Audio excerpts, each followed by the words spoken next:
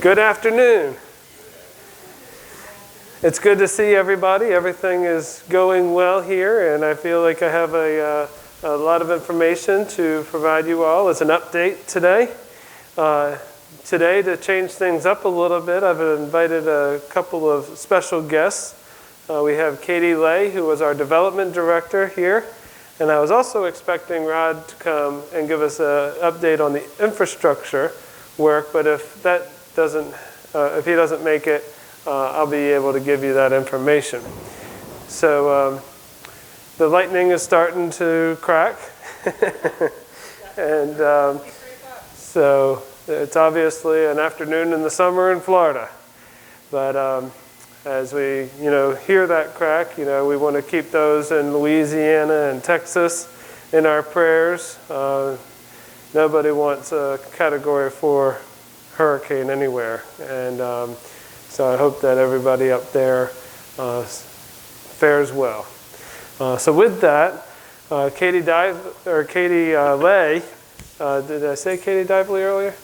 Katie Lay is our development director, and she joined us earlier this month. A month ago today, and she has joined us from Flagler Hospital, and she's been communicating with many of you all. You've probably seen some publications that she's sent out, but I wanted to give you all the opportunity to see her and hear from her. So I'm going to allow her to come on up and share some information with you. Thank you so much. I haven't turned it on. Thank you very much, Brian. Some of you may have already met me. I've met some of you, and I'm really, really happy to be here. This has been really a fantastic month and a really fantastic change for me. I worked with Flagler Hospital off and on, whether as an employee or a volunteer, for 20 years. So leaving there was a big step, but coming here has been really reassuring because everybody here has been so welcoming and so warm, and I can't say thank you enough for that. So you know me, basically, if you've met me. If you haven't, then I would encourage you to feel free to stop in and say hello. I look forward to meeting everybody at some point. I know there's a lot of you. I wanted to just touch base real quick and give you a little brief background about what the foundation is up to these days. As most of you probably already know, the mission of the foundation is to support our organization, the communities, and the people that live in these communities, like yourselves. And we want to make sure that we can have enhancements available that will benefit the residents and benefit the communities. Number one primary mission for the foundation is the Benevolent Assistance Endowment Fund and the Benevolent Assistance Fund. And what that does is it helps people who, through no fault of their own, who have outlived their resources, because we feel that nobody should ever be punished for living too long. We want people to live a long, healthy, and happy life, and we want them to be able to do so in the home that they've chosen here with Westminster. And the Benevolent Assistance Endowment Fund helps people by allowing them to continue to live here even if they've had a medical emergency that's caused financial strain or stress, or if they've had other unexpected circumstances come up that might impact their ability to pay. So we like to take care of those people. We also have a number of other funds available. The Mercy Fund is one you've probably heard of recently for the Care in Crisis campaign that went on earlier. It's actually still going on, and that has helped quite a few people. We've had nearly 200 employees with Westminster statewide who have been affected by COVID. And the fund has helped those people remain, pretty well stable as far as their finances go, because if they weren't able to have PTO to cover themselves while they were out for quarantine, then the fund was able to help those people.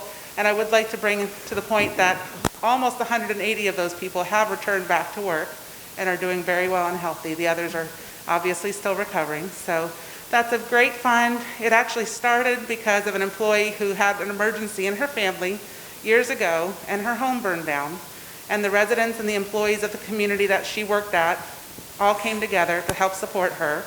And we really, really feel like when you give where you live, it makes a very big difference with the impact you have right here in your own community. So if you have any questions, we do have the Employee Scholarship Fund. We have several other funds, including the Cultural Endowment Fund.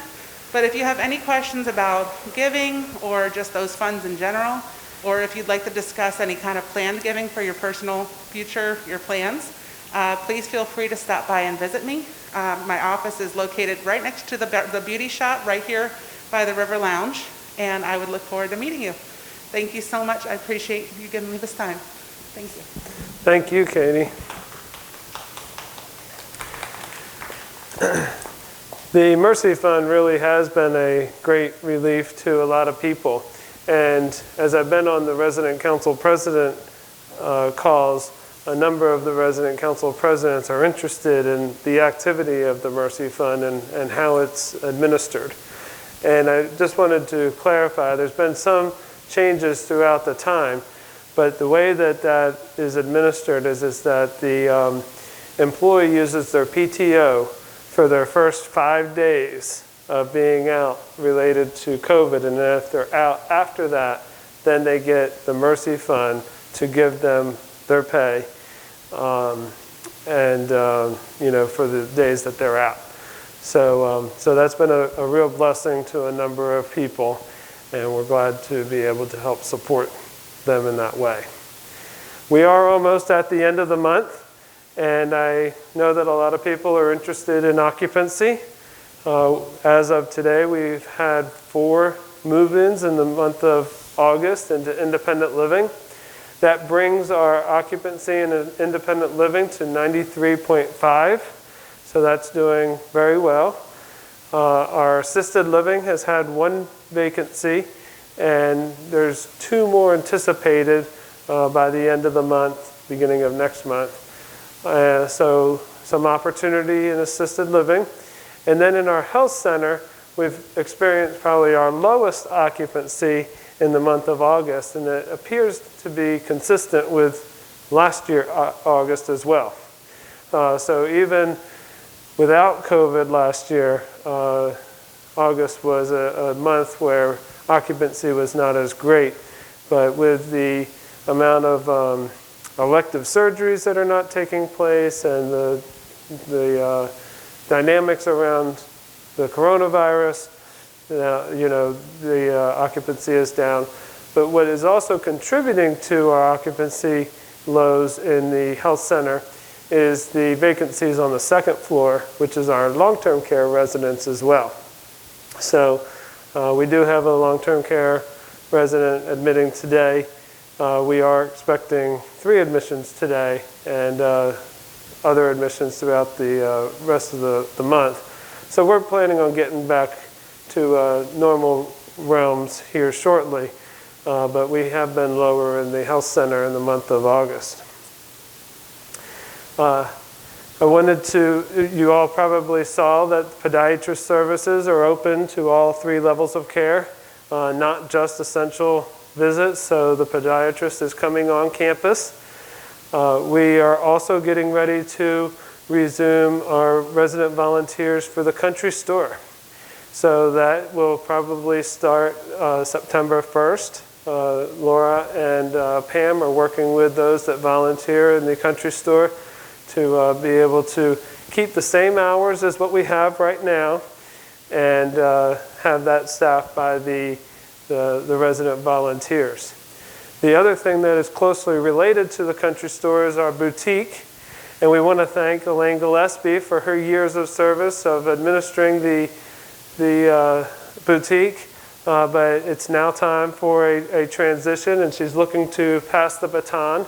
And she's going to be working with whoever assumes that responsibility. And we'll get more information soon, but we're not quite ready to open that up until we figure out who's going to be leading the charge in the boutique, and then we'll be in more communication about that and get some revenue coming back through the council. The other thing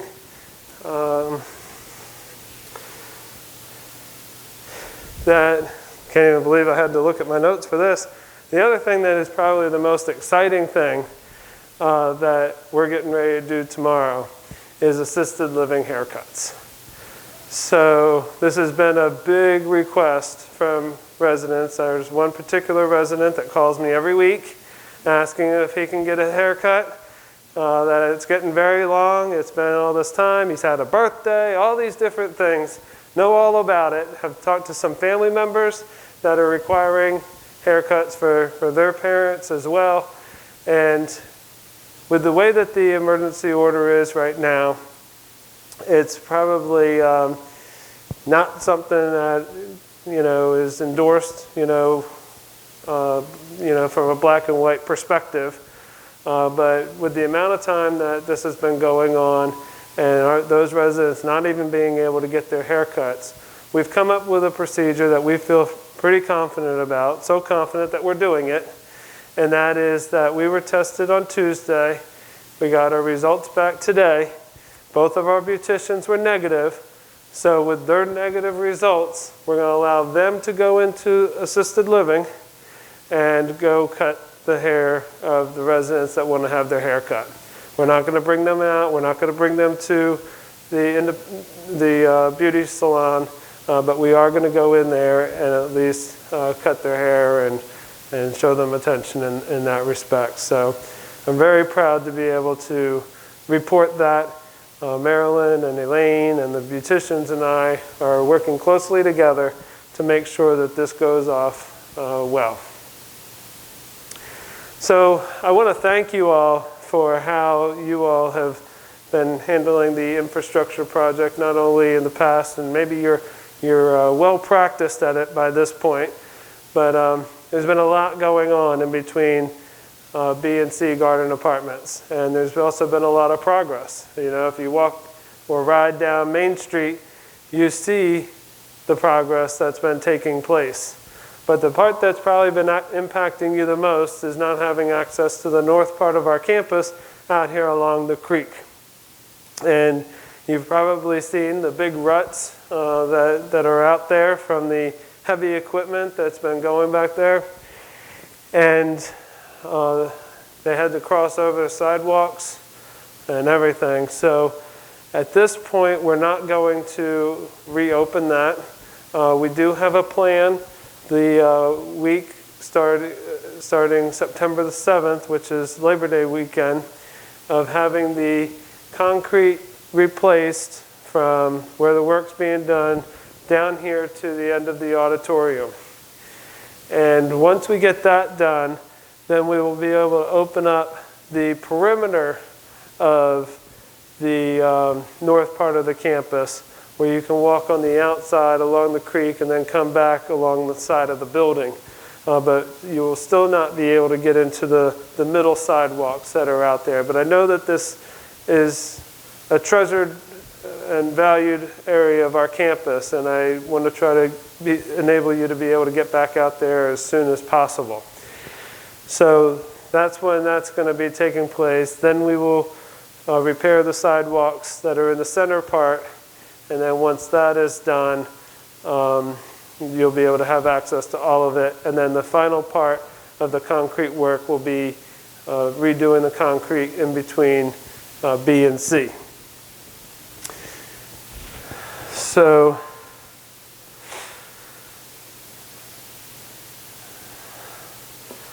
that is where we're standing there.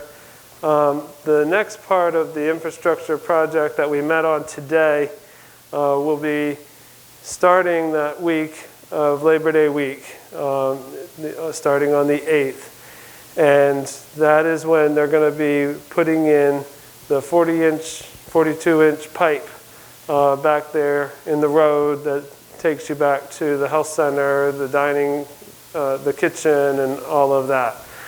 So that space back there is going to be closed off. We met today to make accommodations for how the ambulances are going to be able to access the health center for people that are going out as well as people that are arriving. And so we've got a plan together for that. But that's the next phase after what we do in between B and C. And then that's when we plan on doing it. On September the 9th, we are planning on having a blood drive.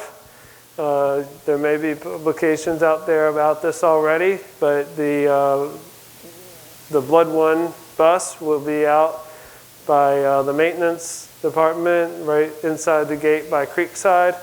If anybody wants to give blood Many people have asked in these forums about testing or antibody testing. They are doing antibody tests with the donation of blood. And then they're also giving away 2 sets of Blood One socks to those that donate. So I've always considered giving blood a part of my wellness plan. I have been very fortunate to not get sick with the different seasons, and I regularly will give blood and have other practices that I do to try to stay well. But I do attribute giving blood as part of my wellness plan, and encourage other people to do so as well, and it help other people out as they need it. So that is pretty much what I have to report to you today. I want to open it back up to forums so that we can have some discussion and I can answer any questions that you may have.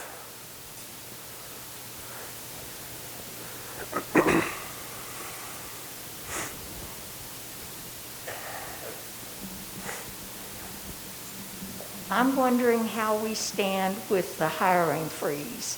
Do you have any feeling for when that's going to be lifted? Oh yeah, I have a pulse on it. So there really isn't a hiring freeze that needs to be lifted. What we've been doing is we've been evaluating the need to backfill positions that become vacant. We today had orientation, and there was probably 8 nurses and CNAs that were in orientation today. David is interviewing for a cook and servers. Laura is interviewing for tram drivers. And we're in the process of working out other plans for security services to relieve the pressure on the resident lifestyle and maintenance departments who are primarily manning the gate right now. And then we've also started recruitment for housekeepers. So I think that's the extent of the position. Oh, and also the health resource nurse is another position that we are recruiting for as well.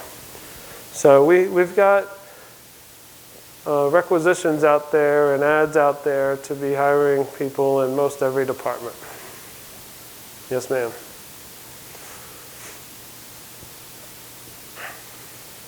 Yes, Kathy? Or Katie? Thank you. Brian, I've got a couple of things on my list. The first one is I hear over and over again some of our 85 and up residents who think that they have a reservation in the dining room, but they end up getting there and they don't. And these are all in residential living. Most of those people do have some memory problems.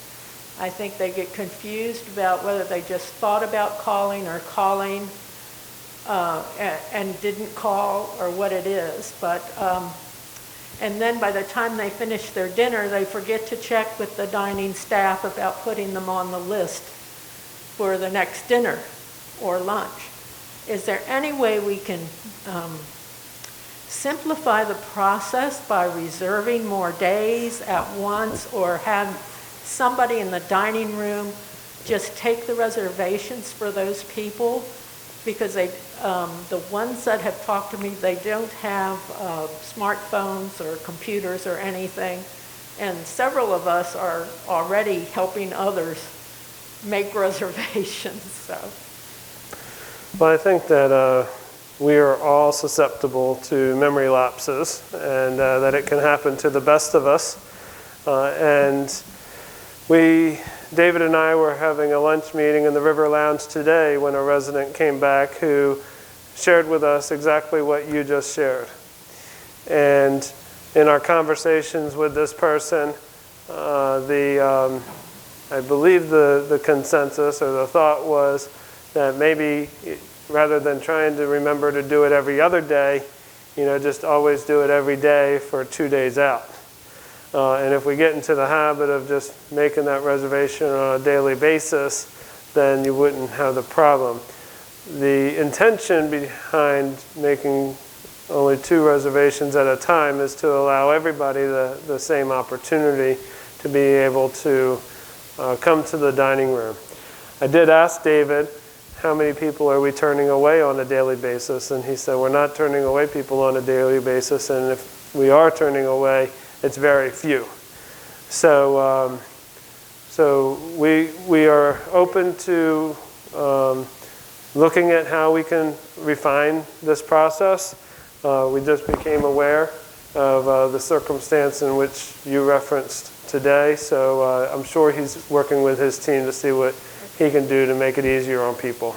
Well, they don't really turn people away, except that if the later dinner hour, if they've come early and the later dinner hour is full, they have to get it to go. And they can't understand why when they had a reservation they have to get it to go. It's that kind of thing. And you just have to, we need some allowance for those independent living people who are in a state of confusion a lot, but aren't going to assisted living. And, we should do something special to help them. Okay. Well, noted, and we will try to do what we can. The other thing that came up in our conversation today is that people that have reservations don't always show up for those reservations.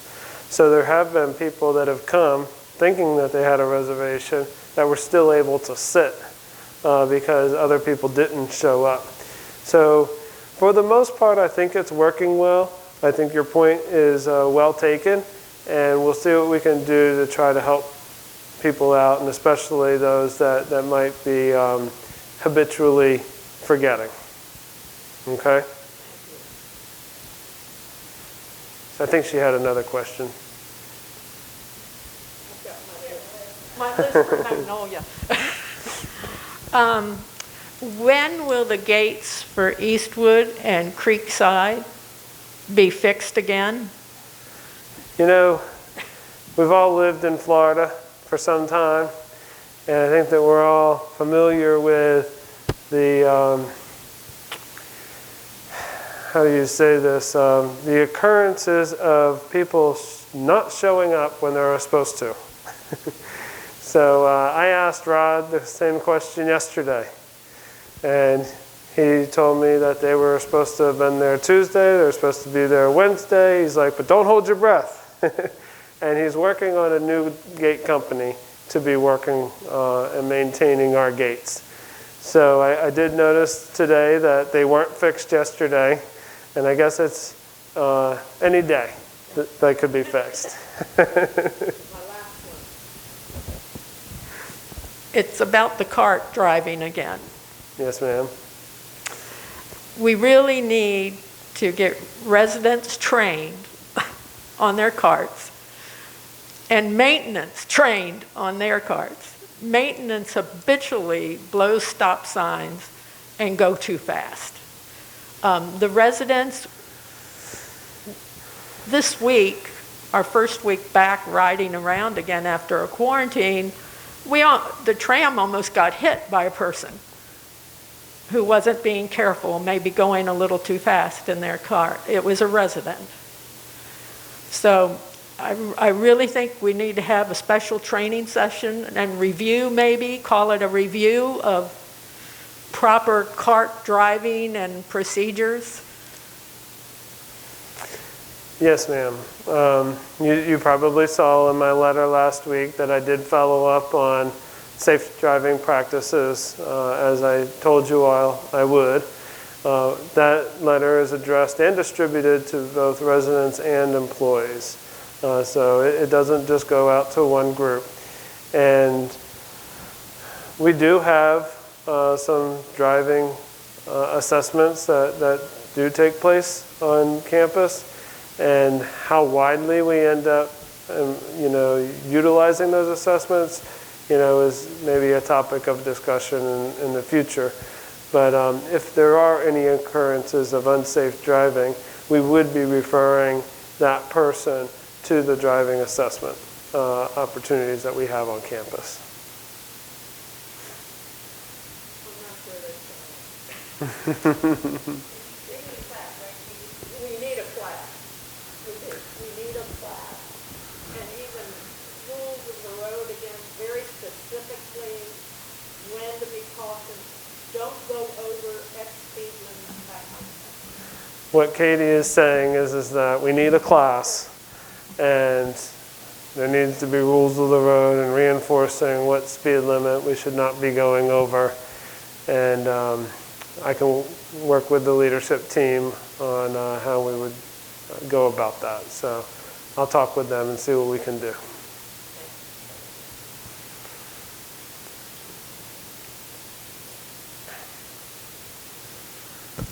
I'm just curious, what happened to our fence? Really?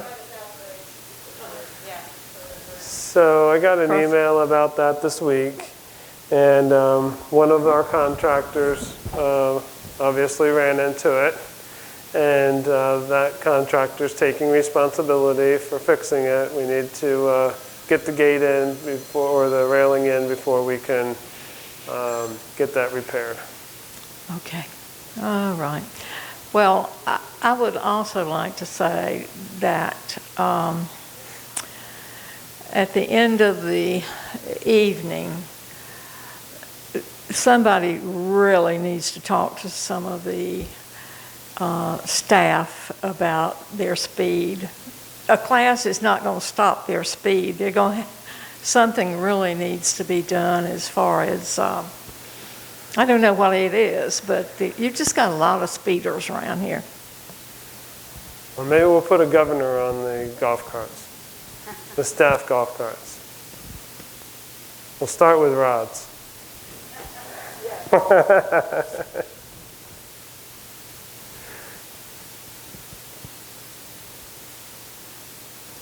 Do we have a scheduled fire safety week where we can review with the residents about fire drills, and especially the new people when they move in? Is it in the handbook, fire safety regulations?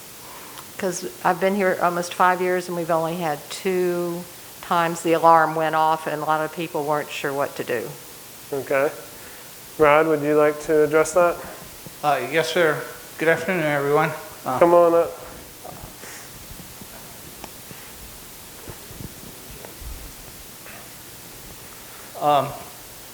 Fire drills. We do not conduct fire drills for independent living. However, every month we conduct fire drills in assisted living, I, J, and K, the health center, and RRU because it's required by code. As in the past, every year I offer to come to any garden apartment building, any Magnolia apartment or North Point to give a fire safety class. We even pull the fire alarm. We go into test, pull the fire alarm, let you hear how. Talk about egress, and we talk about other things so all the new members get a chance. I'm available anytime, but we need to make that by appointment so that I know where I need to be, when I need to be, and when I need to go into test on the fire alarm panel. Does that answer your question, ma'am? Yes. You're welcome. Yes, Miss Ray.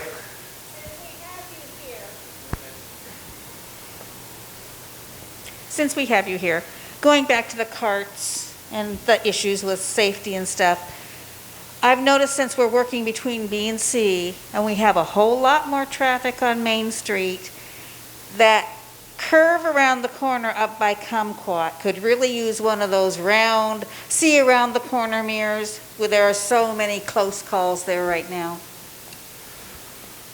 You know where I'm talking about? I know exactly where you're talking about, and I think I know where one of those are, and we'll be able to put it up there. Thank you, sir. You're welcome. That's an interesting point, because today I was going up around that way and I was behind somebody in a bicycle, and And even the bicycles weren't necessarily sure that each other was coming. So there was 2 bicycles coming from the other direction, and I heard somebody say, "Oh," like they weren't expecting, someone to be coming. So it's not necessarily just the carts. Brad, I gave him an update on the infrastructure. I basically told him that we'll keep this closed until after we put concrete over here the week of September the 7th. And then after that's done, then we'll give them the perimeter. And then we'll put concrete repairs in the middle. And then that'll open up after that. And then we'll do the concrete repairs in between B and C. And I also told them about starting the work over by the health center the same week of September the 7th. Anything else that you were planning on mentioning? No, sir, except that we will concrete all the way up to where this mirror is on the street, so that we do have access on the north side of the auditorium or the south side of the auditorium. So you will have access either way. Unfortunately, each intersection that goes down that goes north of this covered sidewalk will not be able to be accessed until we can get into phase B of the concrete work. That will be phase B. Phase A will be from the dam to the north side of the auditorium, and then phase 2 will be all of the north campus, and then phase 3 will be between B and C building. And it's just dependent on how our concrete vendor can work us into his schedule. So hopefully we can have it done. I mean, we are his #1 customer, so I'm sure he will work things around to get that concrete in as soon as possible. But just remember that there's always a minimum of 3 days that we have to let the concrete hard before we can let travel on it. So we're going to do this on the 7th, 8th, and 9th. So if we give it the 10th, 11th, and 12th, the 12th we'll be able to allow access north of the dam. So hopefully we can get it all done as quick as possible. Rod, what I didn't share with them is the status of the lift station. We've all seen the progress that's been going on. Can you give us a summary of where we're at now and what still needs to happen? Yes, sir. The lift station, all of the physical dynamics of it are in place. Now we're putting in the guts of it. We're putting in the rails, the chains, the pumps, the motors, all the plumbing. If you watched any of the work over there, there's 3 main components of that. There's one component where they're going to tie into the old sewer system. There's the main lift station, and just east of that is where they're going to start putting in the force main. So the pumps will be in the deep lift station. It'll pump through that 3rd little concrete circle they have there, and then they'll run the force main, and that's what they're going to do for the rest of the week. Dig the hole and then tie it into behind the old lift station, where they can tie into the force main that goes across the dam. They'll be all tied in. And we're going to have to wait 30 days for the DEP, Department of Environmental Protection, to come in and make sure that everything is the way it needs to be. It has to be tested before we can put in a permit for that. So we'll wait 30 days. While we're waiting that 30 days, they're going to go back over to phase 1B, which is over there on the west side of the Lifestyle Resource Building. So is there any questions about that lift station? And that the pipe work for the force main has to be 30 inches undercover. So we have to have it down probably 36 inches, 3 feet down into the ground, and then tie it into the old main. Then when they get it all tied in, we can shut off the old one with the shut-off valve, and then we can open the valves for the new lift station, and we're rolling. Very good. Thank you, Rod. I've got one for Ron. Back to the fire drill. Are there currently posted in North Point and Magnolia a placard about what to do in case of fire? If not, can we get something posted there? In addition to a fire you coming over and giving the presentation? Right. In all the buildings, there are egress diagrams in all the buildings. I was getting to what you were talking about. Okay. Are there explicit instructions like you have to use the stairwell because you can't use the elevator? The elevator's on an automatic shut-off if you're in the Magnolia Building or North Point. So you have to egress through the stairwell, but a placard, I guess I'm fishing for a little more information from you for what it should contain. What to do in case of fire? When fire alarm goes off, you do this and this. How to be prepared for fire. Like watching out for the trash, putting the trash where it belongs, that kind of thing.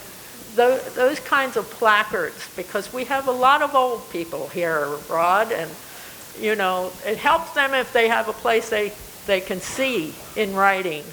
So you're looking for something more along the lines of something they can put inside, like inside their doorway before they go off. So if they see it, they know step 1, 2, 3, 4, and 5 of what they need to do, or even just in the lobbies to start and see if that helps. Mm-hmm. Because I've been here going on 3 years now, and everybody still seems kind of confused. Well, what exactly are we supposed to be doing? And I know you've come once in that time, but I don't think we went into the very good detail of exactly what you should be doing as a resident.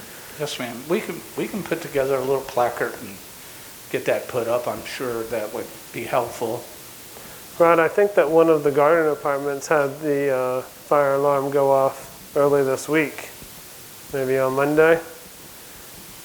That was the Magnolia Building went off on Monday, I know of. Was it Magnolia? Yes, sir. Right, 2 days in a row, both times at about 3 o'clock. Yes, sir. Katie, Rod, what Katie is describing, would that be something good to put in the revision of the residence handbook? So they have it right there. Every resident What get to a do in handbook. a fire. Yeah, that's a good Residents idea. don't know where their handbooks are. Well, they'll be getting a new one, I think, when we get the updates done. Right. We're working on that. They should go there though also. Okay. So we'll consider putting something in the handbook. Well, yeah, we have several people at the higher levels, 4th, 3rd, 2nd, that cannot go downstairs. So what is the plan for assistance? If you're not to ever get on an elevator if there's a real fire.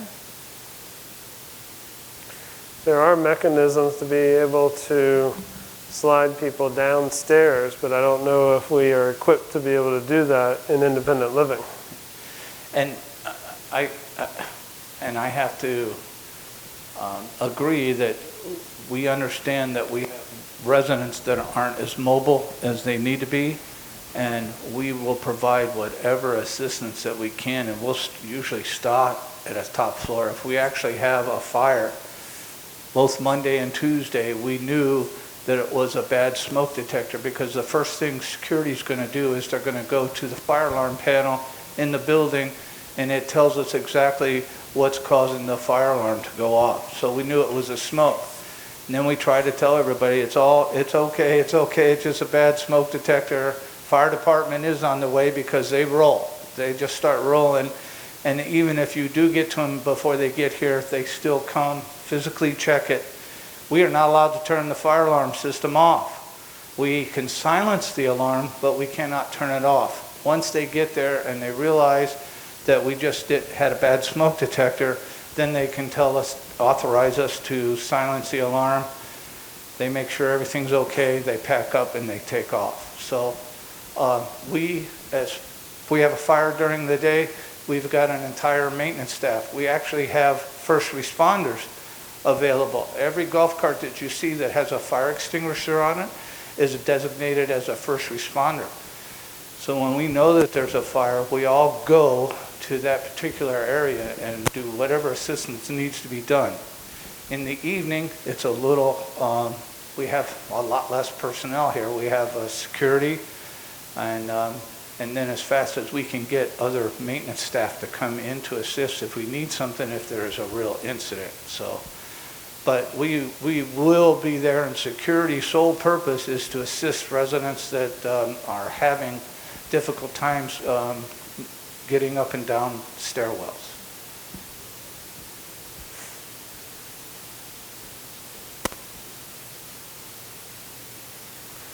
Any other questions?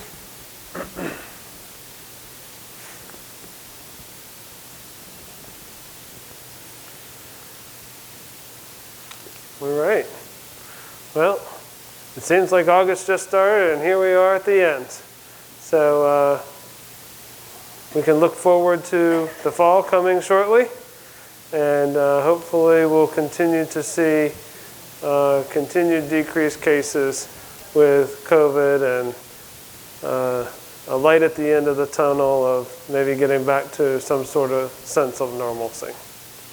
But we are, as you heard, systematically and cautiously trying to resume as many services as we can. Okay? Thank you very much.